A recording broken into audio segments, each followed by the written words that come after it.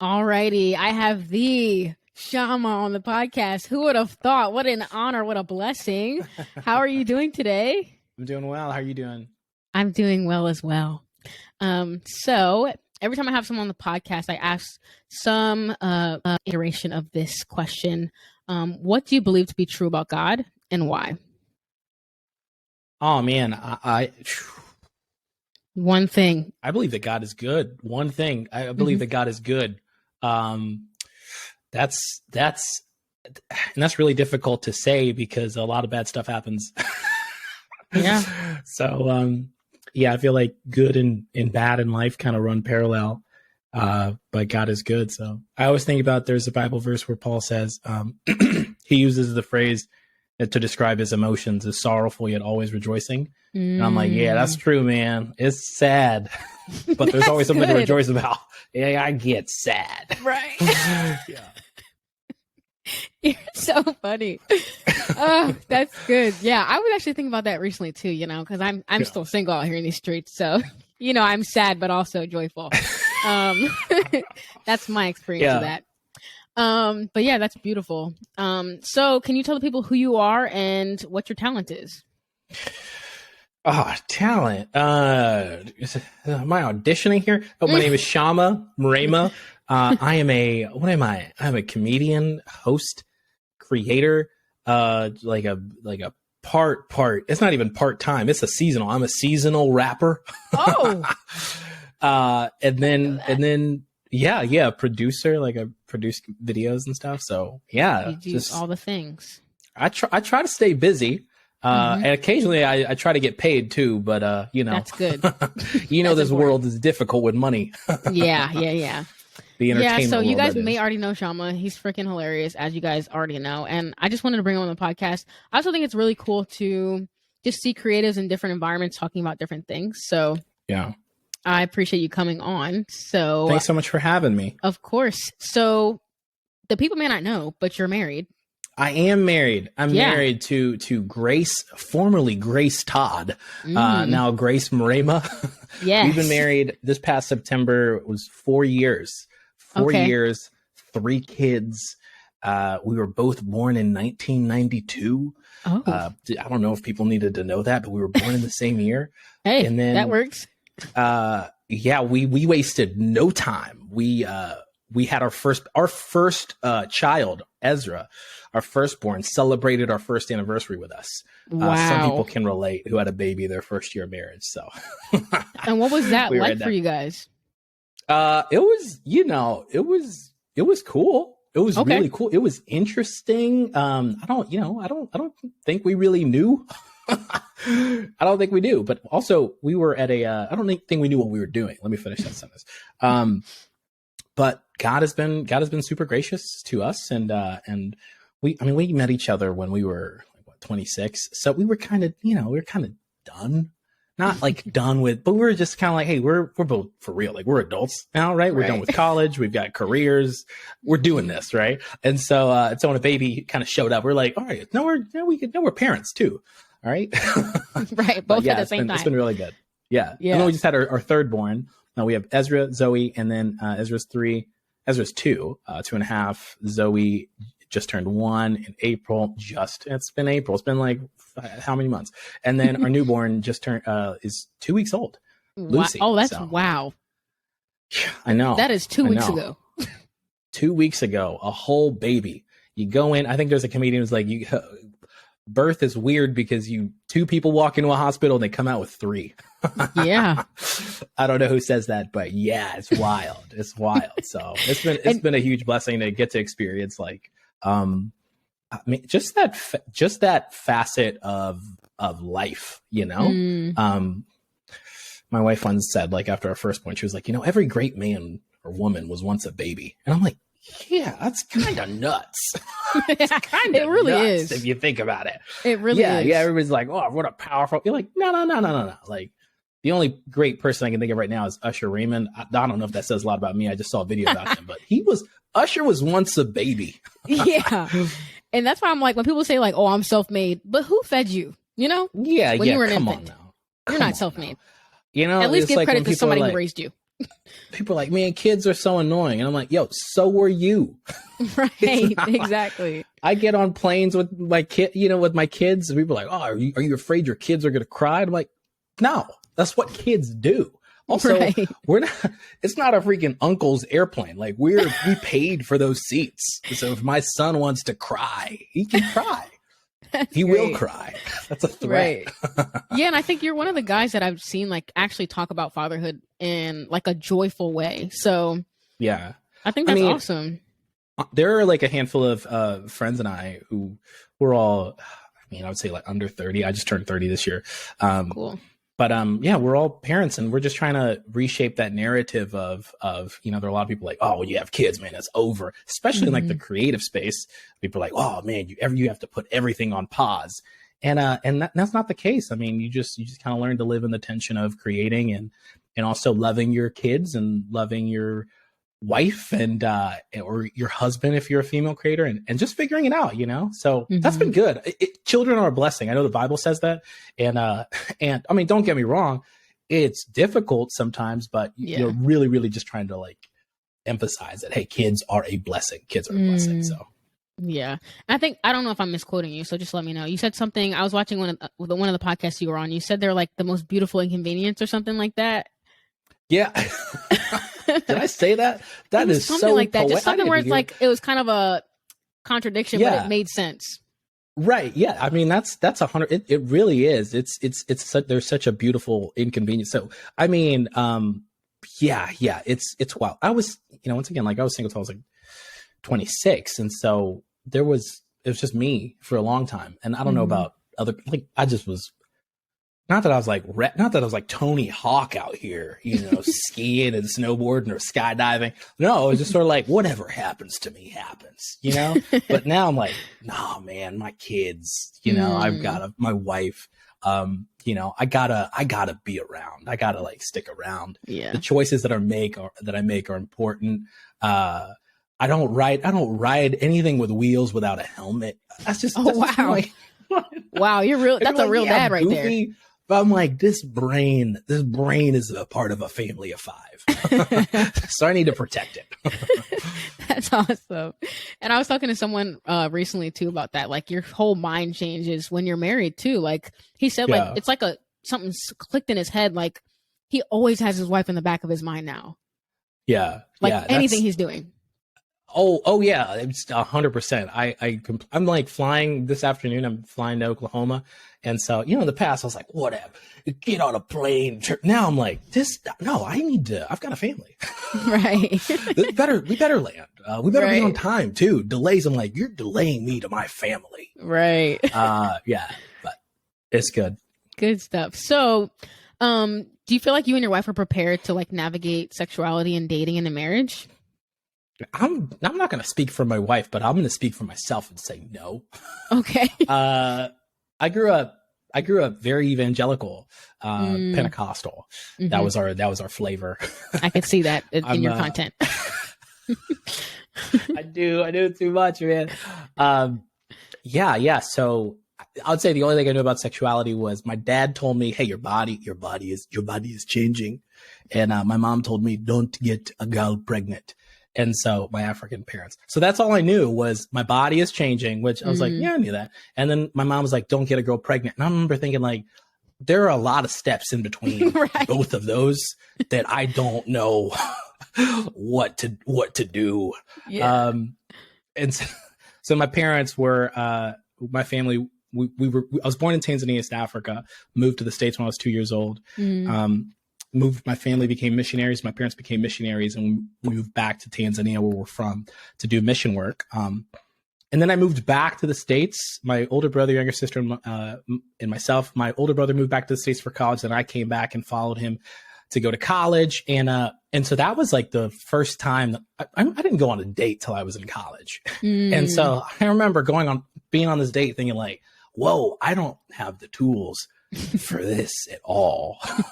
I am an ill-equipped 19-year-old right now. But yeah, I don't think that's any fault to my parents. They did what they were doing, they did the best they could do. And my mom says that. And for a long time, I remember thinking like, no, you did not. But then now I've got kids. I'm like, no, I really am between the sleep deprivation and everything in work and whatever. I'm like, no, I really am doing the best I can do. Yeah. So how do you feel like the church has played a role in that too? If we're not going to, say your parents were doing the best they could do, but how did the church kind of?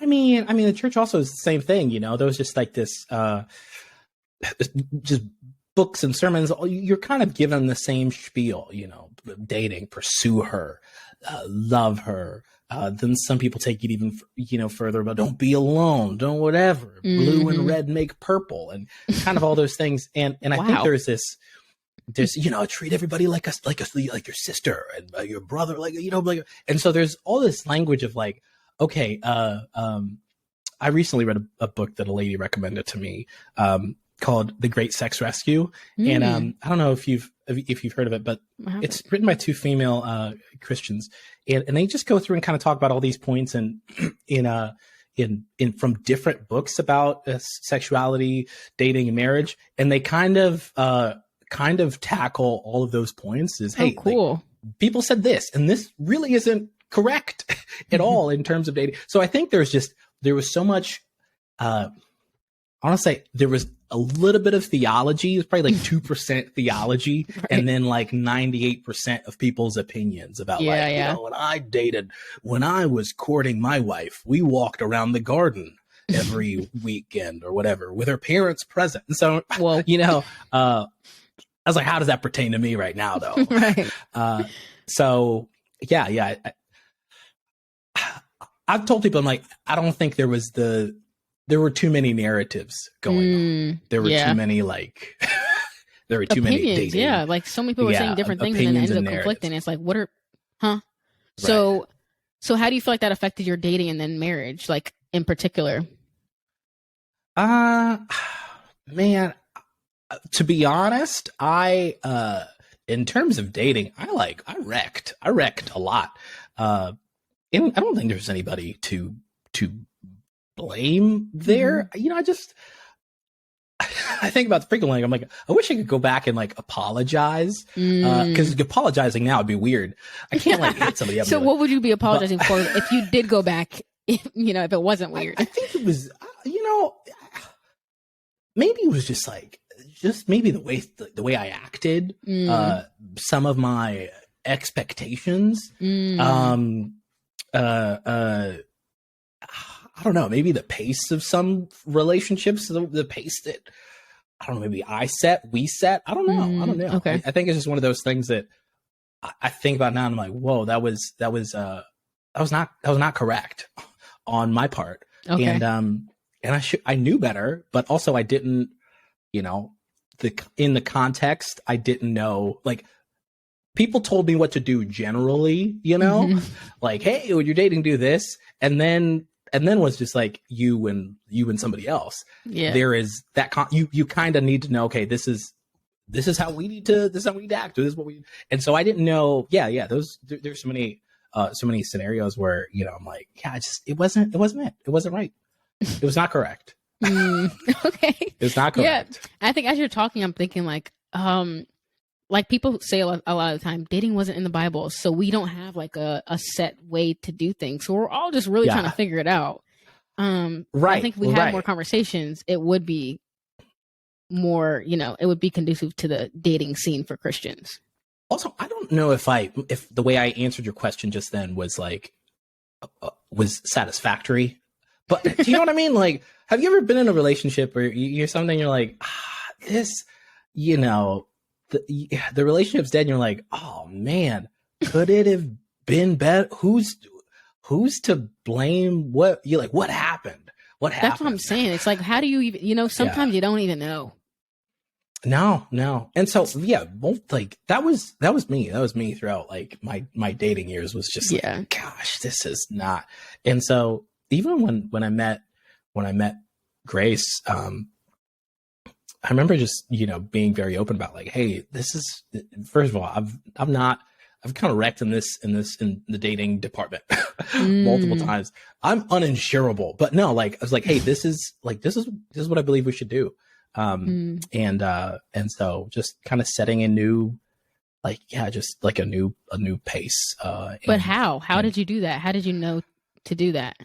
Where did you get your honest? Oh, man, I would say for me, when I met some friends that I worked with at the time, I worked at a production company, and a friend that I worked with introduced me to Grace. But I was around like 5 or 6 really awesome guys who were my age who were also married. Okay. And some had kids. And so there was this, we traveled a lot together as well. And so they were really, really honest and open about their relationships, the difficulties in their relationships, how they went about, like, how do they buy a ring? What did, what did they look, what was the first year of marriage like? And so all of that information together, I tell my wife, I'm like, if I wouldn't have been around those group of guys at that company at that time, I probably wouldn't have married you. And that was nothing against her, but I remember just being like, I didn't know that I didn't have it. And some people are like, oh, you get married. Yeah. I was like, where do we live? What do we do? Where do we go? How do we get insurance? You know what I mean? Yeah. Like, do we buy a car? Do we buy a house? How does our credit work? So there were all these like dumb questions that were like real, like technical, like nuts and bolts. But then there were also like, hey man, do you and your wife, like, ask my friends, like, do you and your wife like argue? What is that like? Like, how do you, do you go to therapy together? What is that? What do you do? And so, there was just a lot of, just a lot of like learning, I would say like tutelage, almost like an apprenticeship, in a way of, hey, here are people my age who are married and I love them. I respect them. And I love and respect their marriages. I've met their wives, I've met their families, and now our families are friends, and our kids, play together. And so it's like this beautiful thing. And I look at them, I'm like, hey man, like, I really thank you for, just holding my hand and kind of walking me through, like, hey, are you going to propose? What are you going to do? Like, do you love her? Asking me hard questions. Are you ready? And I'm just thinking like, okay, yeah. Like, okay, thank you. Yeah. Because that's like an area, I don't know, maybe some people's parents are more involved in their dating lives. My parents were not. Like I said, your body is changing. Don't impregnate anybody. The pillars. Yeah, the pillars. And I was like, aye. Right. But I think what you're explaining, you're saying like a kind of like an apprenticeship, kind of not being able to find the words. I think what should be happening in churches more, especially with men, is discipleship. Like, you guys should know, like, you should have people to come alongside you to do that. And I think it's beautiful that you had people like that. And I think it's important for people to look at the person they're dating to see if they have people like that in their life as well. So that's awesome. That is, really and truly, I would say probably the greatest growth that has happened for me, spiritually, mentally, even just career-wise, has always been tied to relationships. And sometimes the relationships kind of evolve and people move away and things change. But just somebody in my life at a specific time who was like, we just clung together and just really, really worked on whatever aspect to get, like, whether it was creating videos or, hey, your dating relationship is getting more serious and you might I think you're going to get married. Like, here's some things that you need to know. And so, I'm really, really thankful for people who I would say just kind of go beyond going like, how you doing, man? Cool. How's Grace? How are you? Cool. But friends who are like, hey, like, are you ready? Like, hey, I would recommend this book. Did you read it? Did you read it? And then, it's a group project. That's kind of like what I tell people. I'm like, marriage, especially for families too. I used to always see my parents talking to other parents and growing up, at like a birthday party or something or church, something like, what are they talking about? And then now I know, because now my wife and we're the parents who are talking to other parents, talking about our kids and our experiences. And we're like, oh, we're like solving this puzzle, dude. Like, we're figuring this thing out. So that's what we're talking about at your 6th birthday party. Now you know. Yeah, we are like, man, let me tell you what this punk did the other night. That's hilarious. Yeah, that's so good. Awesome. So do you feel like there's anything that you wish the church would have talked more about, like in particular, or you're just kind of like, they did what they could. It is what it is. Yeah. I mean, first of all, I should have prefaced this by saying, like, I'm like the wrong person to talk about dating, sex, and marriage.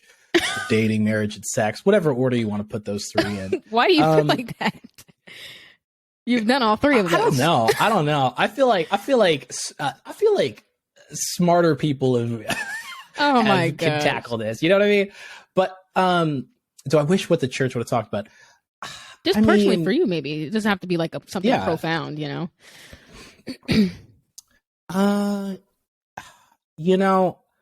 I think there was the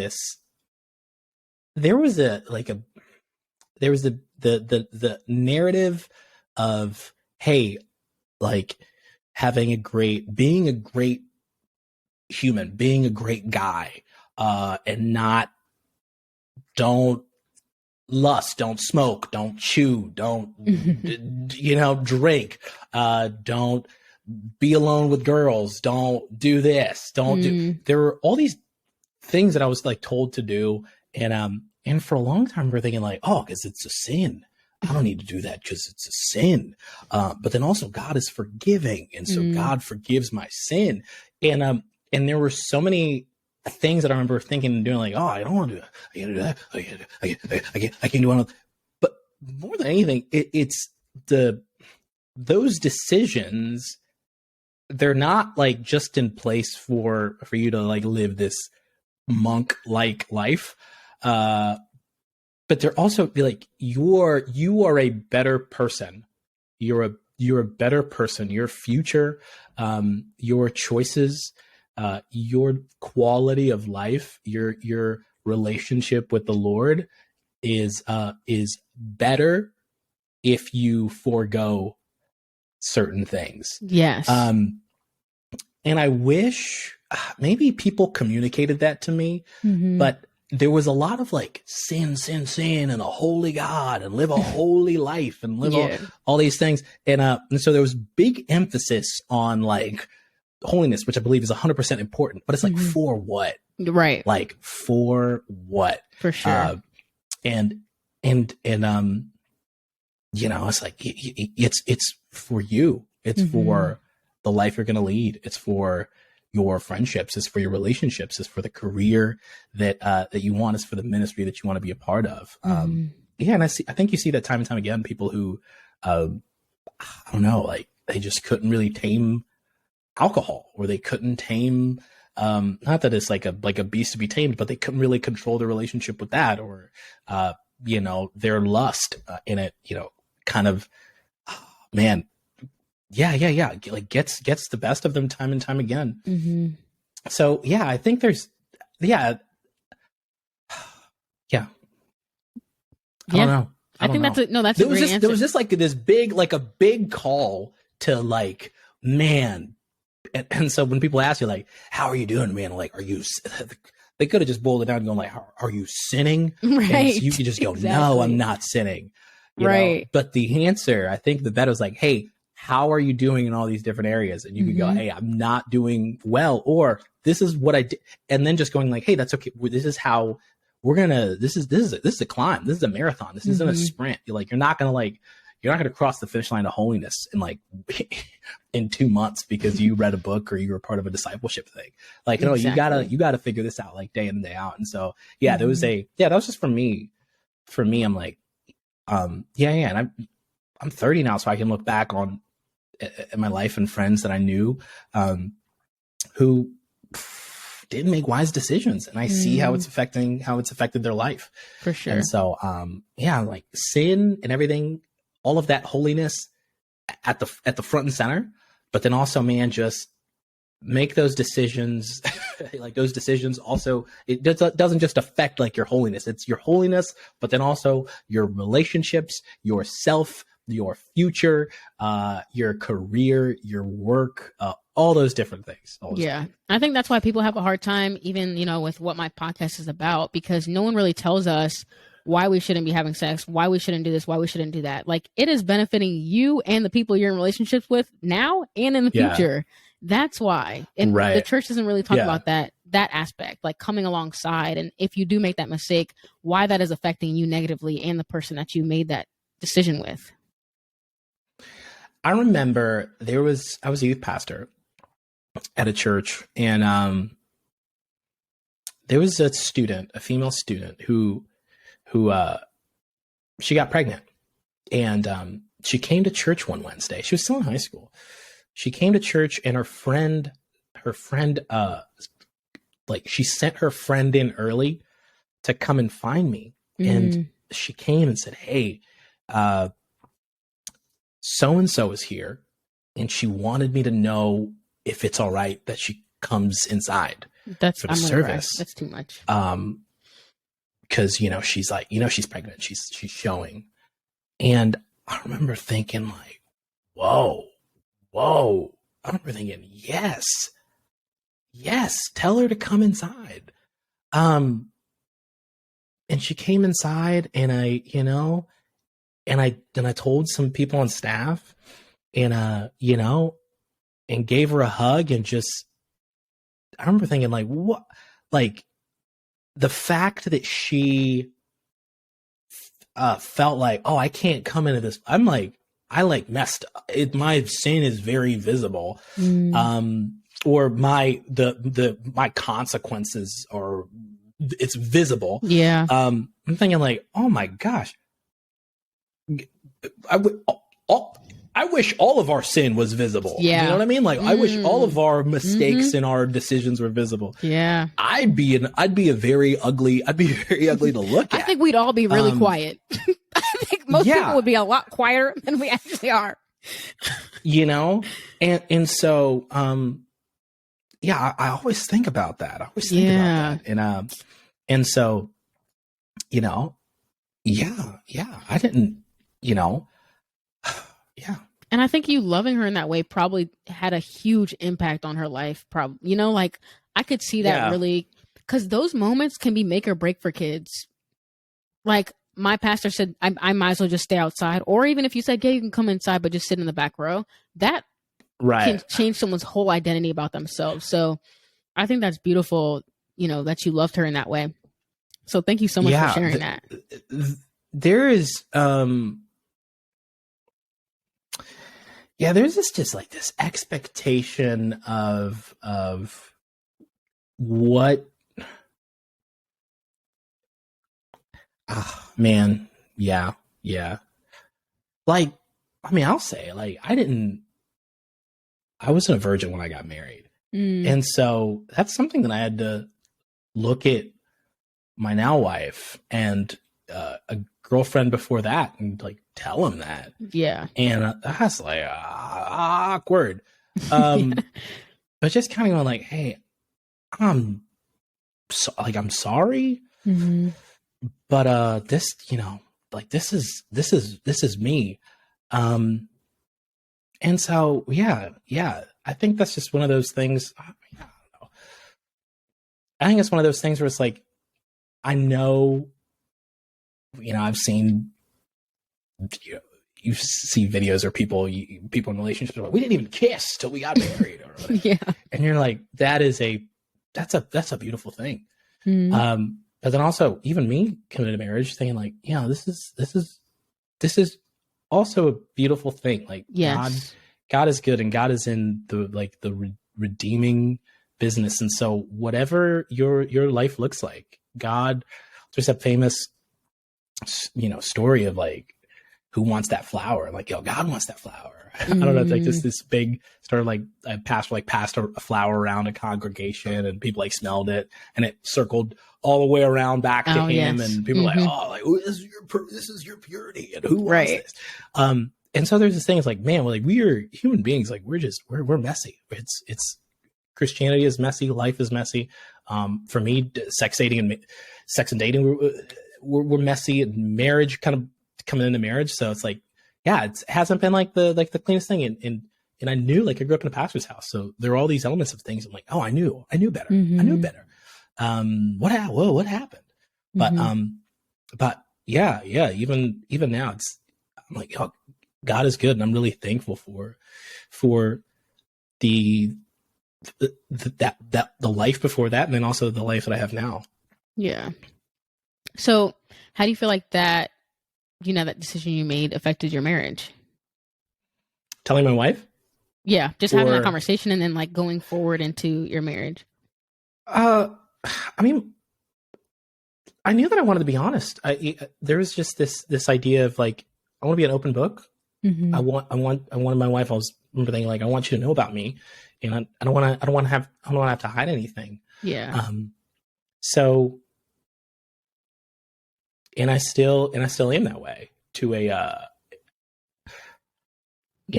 sometimes it's not easy. Yeah. And I was just, go ahead. But yeah, that's what I believe. I'm like, hey, I want you to know me. You need to know me. Yeah. And just being honest and bold about that. I was just listening to this. He's a male therapist, and he was talking about like a lot of women love a man who can just have hard conversations. Yeah. And is just willing to sit in that hard, in that hard conversation. And that's when people grow to respect you, not because of what you have done or what you haven't done, but because you're able to have hard conversations. And I think that's an awesome example of that. Yeah. I mean, I remember reading a book, and an author was talking about, dating, and he described marriage as, I can't remember his name, but he described marriage as like, two histories colliding. So, I was 26, my wife was 26. So that's 52 years of history kind of colliding together. And so, yeah, you kind of want to know what that history is like. For kind of both parties. If you leave some stuff out, it could get, it could get messier. For sure. Yeah. And sometimes you won't know why. I mean, I'll say my wife grew up I remember her telling me something really, really, really beautiful. And I just described like how my parents kind of gave me the birds and the bees talk. And her parents, I don't know what they said, but, she told me once that her dad and her mom both just said, hey, whatever happens, we want you to be able to tell us. We'll still love you, and you'll always be welcome here. And my mom, was like, hey, if you get a girl pregnant, we're kicking you out of the house, and you're gonna have to work. And also, this was in Tanzania, so she's like, and also, we're not taking you back to America. And so I remember thinking like, oh my gosh. So just these two different kind of like opinions of, I don't know, maybe my parents were like, I don't think they meant a lot of that, but there was just like the scare tactic of like, do not, it's East Africa, it's, Eastern culture, honor shame. So it's like, do not bring shame upon this family. Do not bring shame upon the ministry. They didn't say that, but that was like the understanding of like, we are God-fearing. So fear God. And so there was like a lot of decisions where I was like, oh, I don't want to like, same. And, I don't want to not only like, I don't want to miss heaven, but I also don't want to like miss my parents, because my parents will not want no part of me or my life. And my wife's parents kind of telling her like, you're always welcome here. You're always welcome here. And they told her the truth, spoke the truth in love, but then also was followed by, hey, like whatever else happens, you are still a part of this family. And so, yeah, I think that's, I don't know. I just felt like sharing that, hopefully. Yeah. I think, do with that what you will. All that was really good. And that kind of leads me into my next question. That's more about your talent, but, I guess like, what do you feel like, or who do you feel like has impacted, your, I guess, the trajectory of what your talent has become? Who or what? It's an amalgamation of people, but today, I think I'm going to say my dad. My dad played guitar. We always went to like churches or fellowships. I don't know if people did like small groups, but Tanzanian small groups, like East African small groups were, like nuts, man. We'd go to somebody's house, like somebody's tiny apartment. There'd be like 100 of us in there. My dad would play guitar and like lead worship. And then my dad also always had a camera. So he was filming. He'd like film those events or take pictures of us on birthdays. And we hated it. We're like, what are you doing, dude? Then he'd get the pictures developed at Walmart, and then we'd have to like sit, like kind of flip through. And we're like, oh, this is so cool. Here's me celebrating my birthday at McDonald's, where I celebrated multiple birthdays for several years. That's great. In Pelham, Alabama. Oh, wow. Wow. And so, yeah, my dad bought us my first like contemporary gospel CD, Kirk Franklin, Stomp. Oh, dope. All God's, you know what I'm saying? I met Kirk Franklin earlier this year, and I was like, I need to shake his hand. Like, you were the soundtrack of my life, man. He sure was. And I was like, I love it, man. Like, you just were just loved listening to you. We had a 5 CD, like a 5-disc radio in the living room, and we just line your CDs up. And when I told Kirk Franklin that, this was backstage at the K-Love Fan Awards, he just said, "Oh, thank you so much for coming up and talking to me," which I thought, that's the most Kirk Franklin thing I've ever heard. Thank you so much for coming up and talking to me.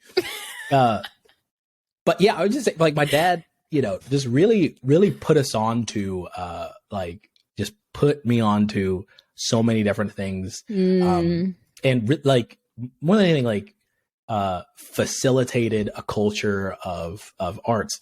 And he wasn't like an artist. He wouldn't let us watch like Disney movies. I remember my brother brought back The Lion King, and I was like, "No, we're not watching a Disney movie here." Oh, I'm sorry to hear that. We didn't watch it. That's the worst. I remember thinking like, "This is about Africa. This is practically a documentary." They speak Swahili in this movie. That's what we speak. That's what you speak. Like, we gotta. And he said no. But even with all that just together, being a dad now to Ezra, my 2.5-year-old, letting him like play with my guitar here in my office, or I just got a drone, him like flying the drone, or sitting in here in my office on my computer, like typing the keys and looking at me like, "Oh, I'm working, Dad." I'm like, I don't type keys. I don't do that. But yeah, there's just this idea of like, oh, my dad instilled so many great things in me of just creating and doing, and having a son now, I like recognize that. My dad passed away in 2018. Okay. So he really didn't get to see like the coolest part of my life. That he so very much influenced and informed. So yeah, that's always my hard. dad loved great comedy. Like, he was a genuine laugher, cried when he laughed. I now cry when I laugh. Like played music and all those things. And so I get to kind of do that now. And then sometimes I'll make something in that regard, and a couple million people will see it. So and I think, wow, slight flex. Sometimes it's not always the case. But I think that's, thank God for heaven, because we'll get to be reunited. Yeah. So 100%. Awesome. So why do you feel like your content is so successful? Man, I am probably the harshest person to myself. I got this just standard, which was instilled by friends and colleagues who I've all collaborated and worked with. And we work hard. I work hard. I'm open to criticism. I send stuff to people. I've worked on notes. I've been up till 4 a.m. the night before a video comes out, just fine tuning. But I mean, I learned that just from friends. Like, I went through a couple of years, just a season where I asked friends, like, I'd just grill people about, hey, what is this? Why is this good? What can I do? Hey, I shot this thing over the weekend. Can you look at it? What do you think I can do better? They're like, oh, it's trash. Scrap it. I'd scrap it. I'd go back. Hey, can I do this? Hey, can I hire this person? Hey, what do you think about doing this? And so I just asked a lot of questions and really just figured out that it's more work than it is like fun. There's a lot of fun to be had, but there's just a lot of work. There's a lot of like technical, like just grunt work. And so, knowing that and then teaming up with people, just about like the technical aspect of it, but then also like the comedic fun side of it. It made for a really good combination.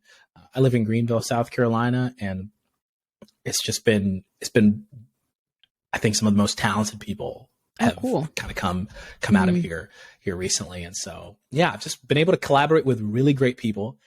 They've given me really great advice, and we all hold each other to this accountability of we're not slipping, we're not phoning it in. And if it's trash, tell me it's trash. But that standard of excellence. I've had some of the greatest collaborators. Just genius. And I always tell people that when people are like, "Oh man, all your stuff is so great." I'm like, "Oh my friend Robert, my friend PD, like my friend Brian, Zach, all these people who I work with, like we all work together. I'm just on the forefront of a lot of it, but it's really successful because everybody, like we all get our hands in it, you know? Yeah. I think that hard work is like, that's definitely a testimony to it all. So obviously you're hardworking and your production level is like beautiful. I know every time I be commenting on your stuff, I'll be like, this man does not miss. Never does. But where do you feel like if you had to say, because I know you mentioned your dad when it comes to just like you as a whole, but what do you feel like has shaped your humor? Like how have you gotten here as, as a funny guy? Oh man. I'm like a big comedy nerd. I listen to a lot of comedy albums. Okay. I listened, I watch a lot of documentaries. Okay. I like reading books about, by comics and stuff. Just like I listen to so many podcasts featuring comedians that I love. Cool. And so I'm just a fan. I love jokes. There's a podcast that kind of breaks down jokes, and I'm like, this is perfect. Was that the question you asked? Like, what has shaped? Yeah. That makes sense. Like, I think, being a fellow funny person as well, it's just a combination of things you've experienced in life, and then it just kind of comes out and people think you're hilarious.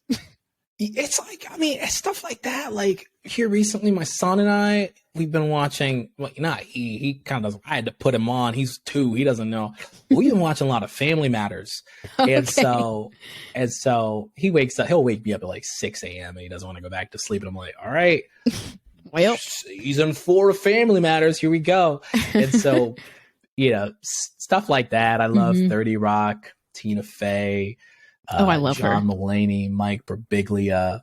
I watch too much 30 Rock. I love throwback. Yeah, like freaking Eddie Murphy, Chris Rock. Everybody hates Chris.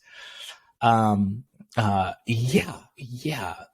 many just things. A lot of that. A lot of that stuff. I remember we got a copy of Ernest Goes to Camp when I was younger. I don't think I know that.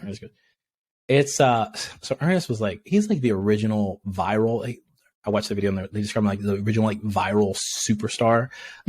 He, like a guy, a producer, and him would make these videos of just him like goofing off or being like an annoying neighbor or something. And it's just him to camera. So it's like POV style, what the kids call POV. And and so there's this movie called Ernest Goes to Camp, and it's just like really slapsticky, like he's falling off ladders and stuff.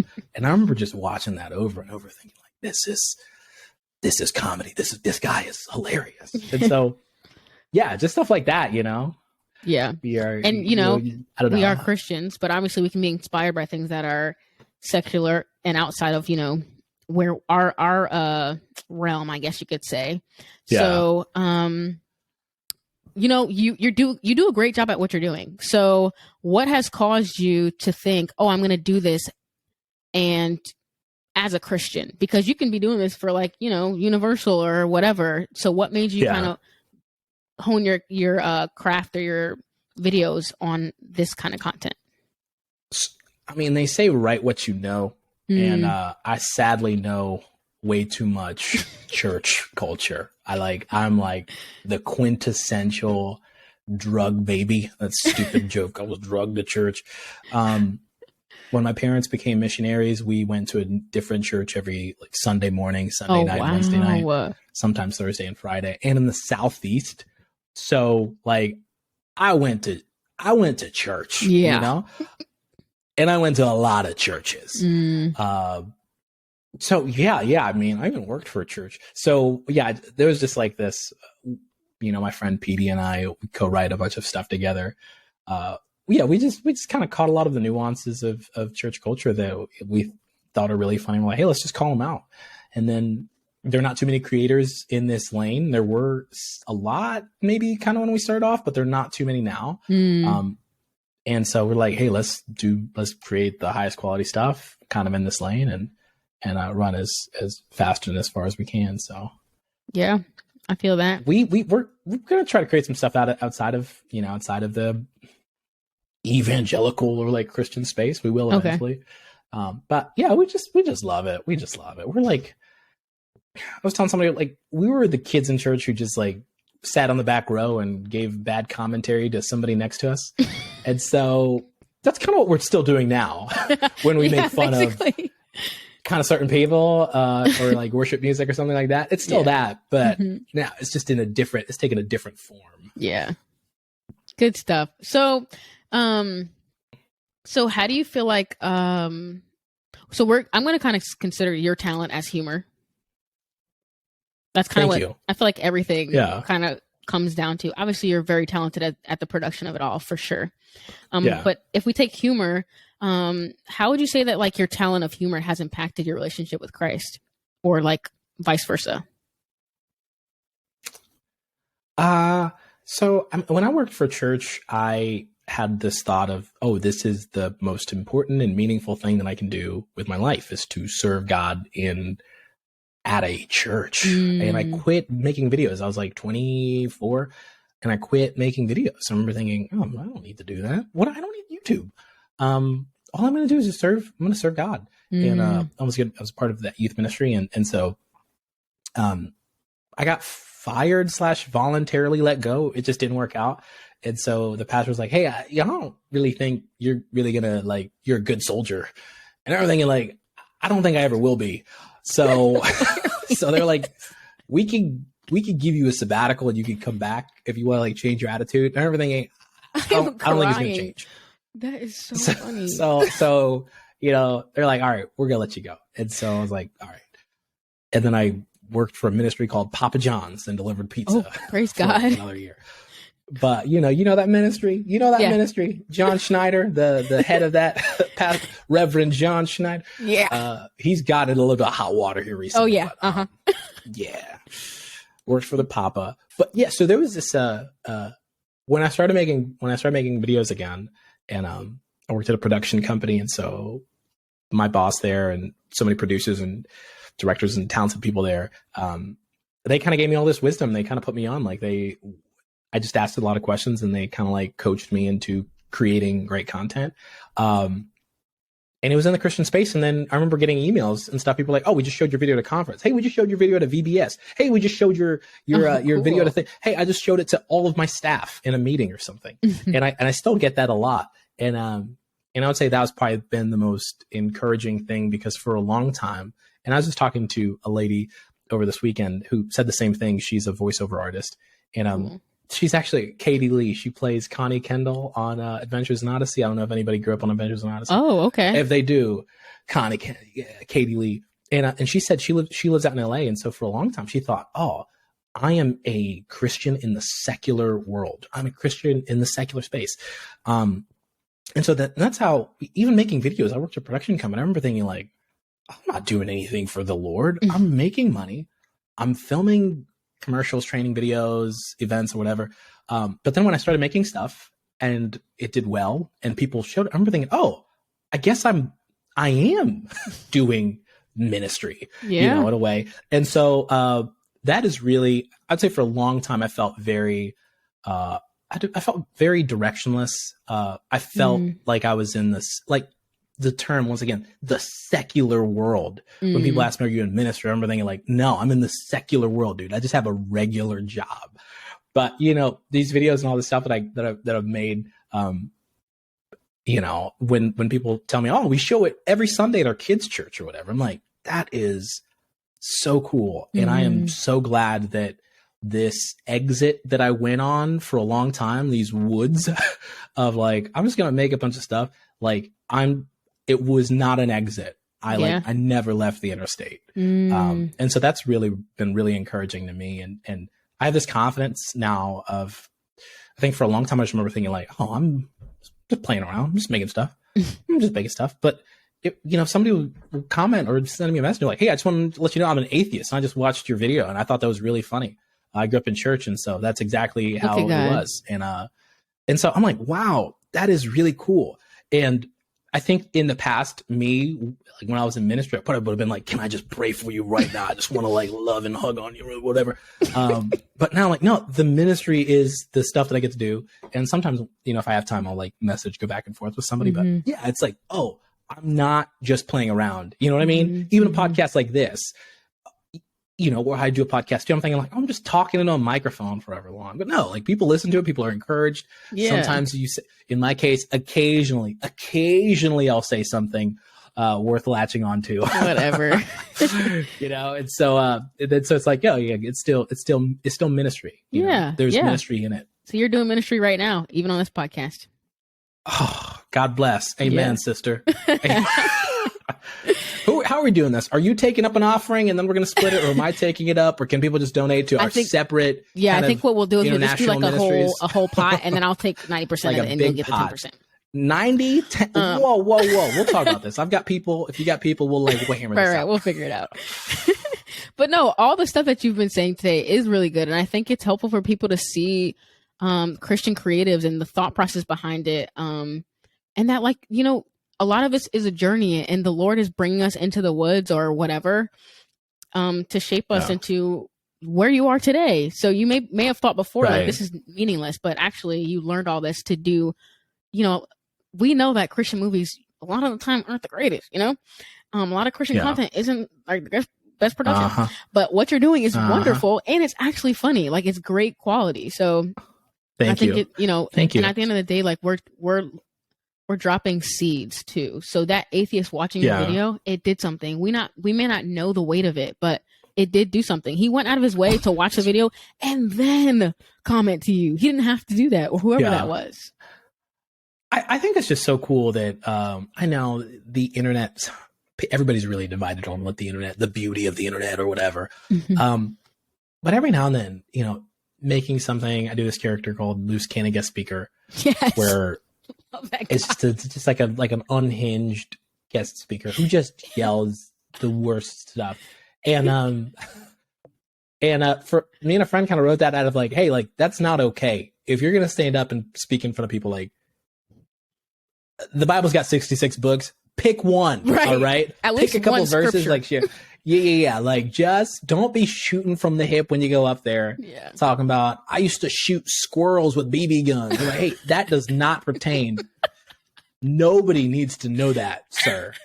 Again, so stuff like that, you know, you kind of make fun of guest speakers and you're like, oh, that's hilarious. But the worst part, there's some loose cannon guest speakers who I know who've commented or sent me a message like, oh, dude, that last video was hilarious. I'm like, dude, I'm talking about you.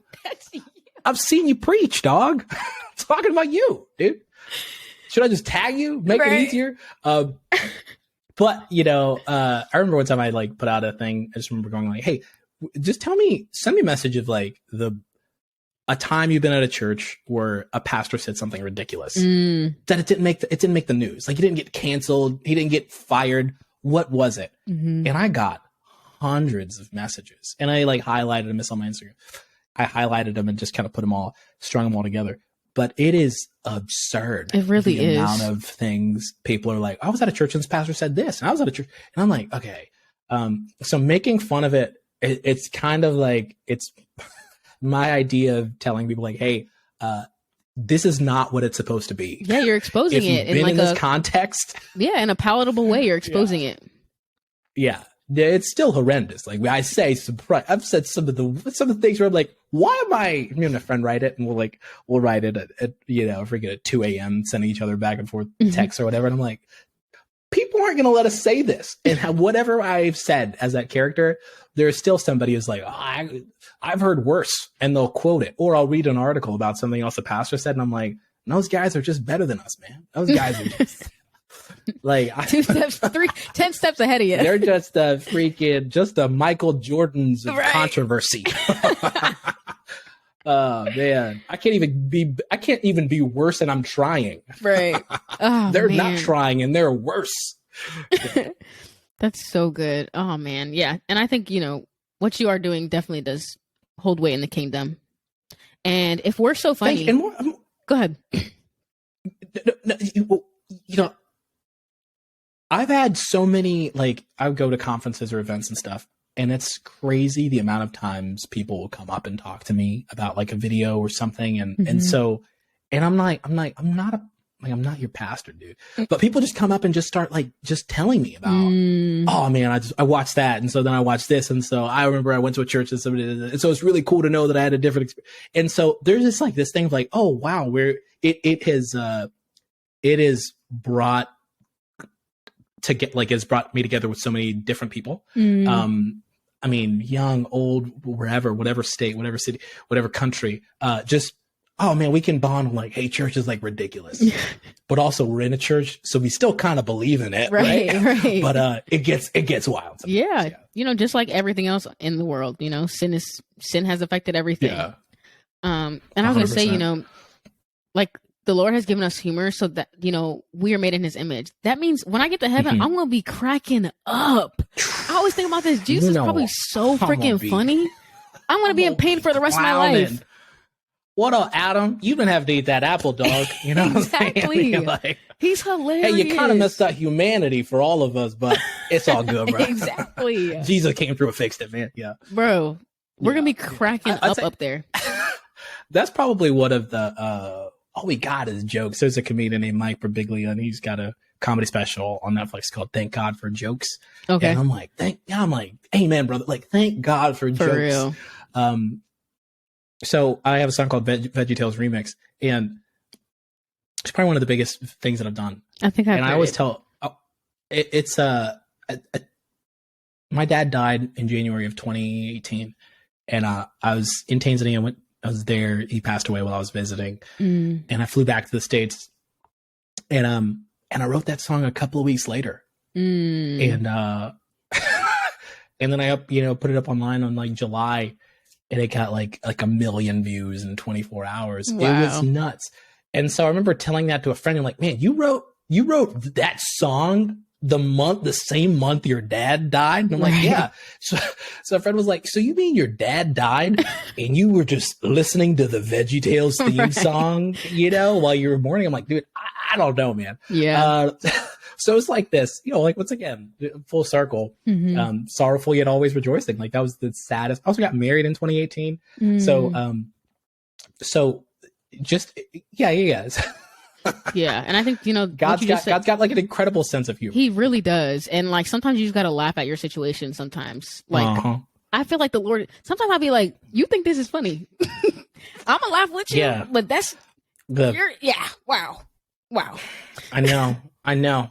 I can't wait. Like, I think heaven. I know we're gonna be praising him. I'm like, man, that's gonna be the biggest punchline of all time. That's gonna be God's biggest mic drop moment when he's like, "Well done, my good and faithful servants." Right. He comes out to the John Cena music. Right. He just does like a tight hour about like, man, y'all was wild. Right. Was wild. Then I sent you COVID in 2020. You liked it? I'm like, come on, bro. We didn't like it, but literally, whose man's is this? Oh, it's our man's. That's who it is. Yeah, that's our man's. Right. That's our God. Literally. This whole time. Right. Yeah. But yeah, I think you just kind of saying full circle. You said sorrowful but always rejoicing, right? Yeah. That's like a beautiful way to kind of sum it up. Like your talent, Matt. Your talent is that. A lot of humor is that, it's laughing at our pain. And I think, that's why I wanted to highlight this as well as like a talent, because you're still bringing people to Christ through this thing. Yeah, that's the main. I spoke at a conference back in July of this year, and the theme of the conference is whatever you do. And so I just kind of spoke. I remember thinking and praying while I was putting my message together. My main point, I was just sort of like, guys, like for a long time, I had this idea of like the best thing I could do for the kingdom of heaven was like get up on a stage every Sunday or Wednesday night and like speak and preach and pray for people. And, and if I was good at that, maybe I would be like a state overseer. And then if I was good at that, I'd get invited to conferences. And so there was this path, this trajectory that I remember being on of church world, church career. And when I got thrown off of it, it was really rattling. It was probably like a immensely really dark time in my life. Because I thought like I kind of blew it. I remember people talking to me like, "Oh, dude, I heard you're not in ministry anymore." And I remember thinking like, "Dude, I didn't murder anybody. Like, me and the pastor just didn't get along. Like, it just didn't work." You know what I mean? Like, it's all. But I really did feel like I was attending my own funeral for like a year there, talking to people like, "How are you doing?" And I'm like, "I'm good. I just don't work at that church," you know.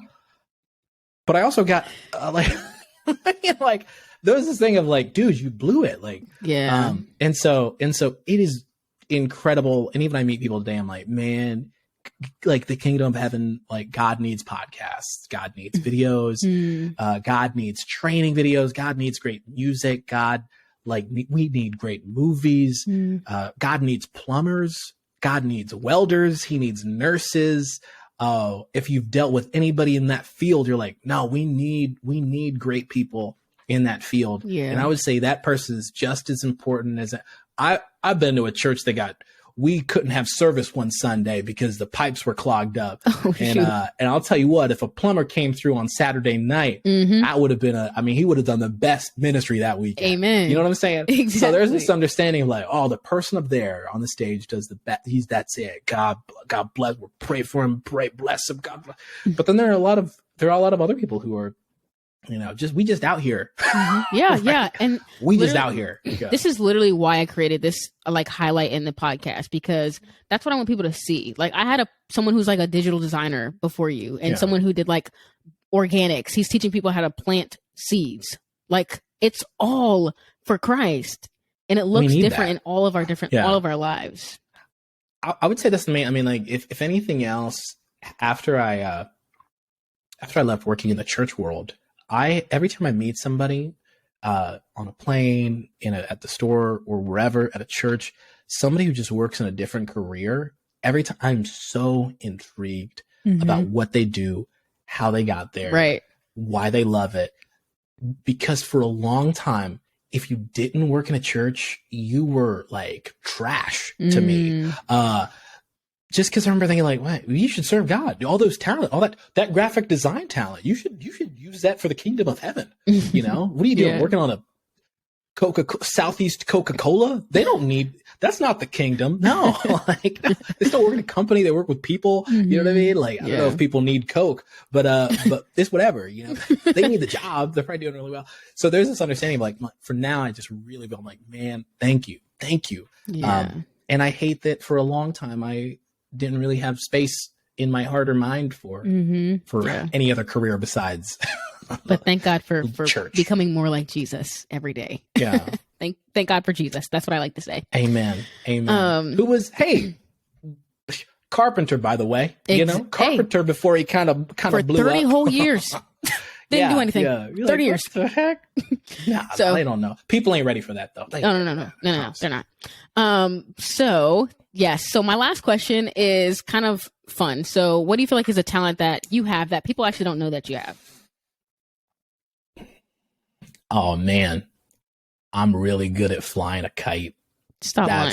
That's just straight up. Are you serious? I am like sick. I can do a bunny hop on a scooter. Like I ain't even playing around. I can't stand you. Well, What you is had me this, with like you a had me with that skill? kite thing. I'm like thinking, oh shoot, he probably No, I really do. killing it. I really am good at flying. Oh, for real? Okay. Yeah, I'm nice with it. Nobody's ever said that. I'm like, Nobody's dang, I wish I ever could see it. described their You're right, kite no skills. one. I'm really nice with it. I get up there. I'm like tension. And, I gotta see this now that you're saying that. what is the skill? Oh, so I recently got a smoker, and okay. I've been throwing down. Okay. That's just part of my evolution as a dad. Like third kid, I got a smoker. Yeah. Do you have the jean shorts yet, or? I got the jean shorts. Okay. I got the white New Balances. Okay, so you're really I got out the there. ankle white socks. Oh wow. Okay?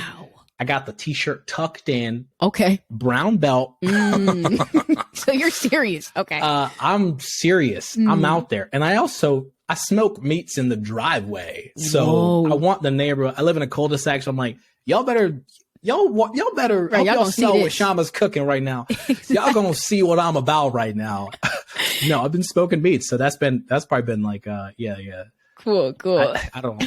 Maybe I need to make a video about that somehow related to the Christian comedy, but Mm-hmm. no, that's just been I've been out there, ribs, I wings, believe you. steak, duck. Oh wow. Don't play with me. I'm not Not the duck. Sometimes I'll fire up the smoker and send up the kite just to let people know what I'm about. At the same time. This is the richest I've ever sounded. Man, Shama smokes meats and flies kites. Oh shoot, good stuff. Okay, well, I'm serious. You gotta show me one time what you doing with that kite. But okay, yes. I will. Thank you so much for coming on the podcast. Literally, y'all need to listen to every single inch and ounce of this podcast episode because it is worth it. I'm not cutting anything out, not 1 second. Y'all gonna sit here and hear all I of bumped it. the mic a couple times. You help me out. Help me out. I don't want to sound like a noob. We're being, you know what I'm saying? We're real out here. It's authentic. Yeah. But I really hope that, I mean, more than anything, I think everything, just what we talked about, like, early on, like in the middle there about dating and marriage and whatnot. I mean, I would just say, man, like find people that you really trust and love and like, man, really cling to those people. Yeah. It's been monumental for me. Mm-hmm. And I can't like put down my understanding of a lot of that stuff in the great words or, in a book or something. But yeah, it's just been, it's helped me out a ton. It's helped me out a ton. Yeah, I agree as well. That's literally life-changing. So tell the people where they can find you. Oh man, shamamrema.com. I'll send you that link. Where else? At Shama, the number 4 Reels, REALZ on Instagram and TikTok. Also Twitter too. You can see all my political opinions there, all my thoughts. No, I'm not. I'm really bad at Twitter. But yeah, that's where you can find me. Cool. Good stuff. I try to put up stuff when I can, but once again, 3 kids, new ones just turned 2 weeks old. Listen, so it's quality. man's trying. That's fine. No, literally. Yeah. I think too when it's like, oh shoot, he posted another one. You know what I'm saying? I'm not thinking like, oh man, he didn't post one last week. I'm not anybody thinking about that. You know what I'm saying? It's just like this gonna be quality. This gonna be quality laughs right here. I really am trying. I love it. Yeah. It's been. I was telling when I've been praying recently. I'm always like, I've been thanking God for all the prayers that He's answered. Because even just making stuff that people would see, that was like a prayer for many, many years. And so now I am like in that answered prayer. Right you now. are. You know what I mean? Like this it's conversation right now, I'm like in it. I'm in the future, and past me prayed for this, and future me got it. You know? So it's really cool. It's really cool. And yeah, love what you're doing. So as you guys know, thank you. You can follow me at the Parallel Pod on Instagram, TikTok, and YouTube. Yeah. Remember to speak the truth in love, kiss the sun, and I'll talk to you guys next week. Bye. Bye. Thanks so much for having me. Of course.